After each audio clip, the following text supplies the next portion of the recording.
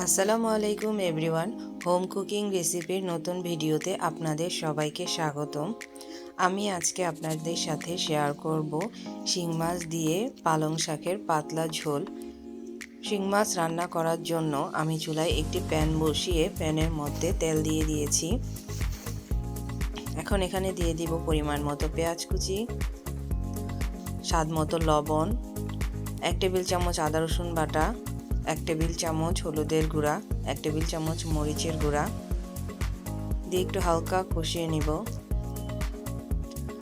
তারপর এখানে দিয়ে দিব পরিমাণ মতো পানি মশলাটা কষানোর জন্য। মশলাটা কষানো হয়ে গিয়েছে। এখন এখানে দিয়ে দিব শিং মাছ। আমি এটাকে ভালো করে পরিষ্কার করে ধুয়ে পানি ঝরিয়ে রেখেছিলাম। এখন একটু শিং মাছটাকে একটু ভালো করে কষিয়ে নিব। শিং মাছটা কষানো হয়ে গিয়েছে। এখন এখানে দিয়ে দিব পালং শাক। পালং শাকটা আমি আগে কেটে ভালো করে ধুয়ে পানি ঝরিয়ে রেখেছিলাম। দেখেন ভিউয়ার্স, পালং শাক থেকে পানি উঠে আসছে। এখন এখানে হালকা একটু পানি দিয়ে দিব। বলক চলে আসছে, হয়ে আসছে আমার পালং শাকের তরকারি। ভিউয়ার্স, আপনারাও বাসায় ট্রাই করবেন, ইনশাল্লাহ খেতে খুব ভালো লাগবে। শিং মাছ দিয়ে পালং শাকের পাতলা ঝোল।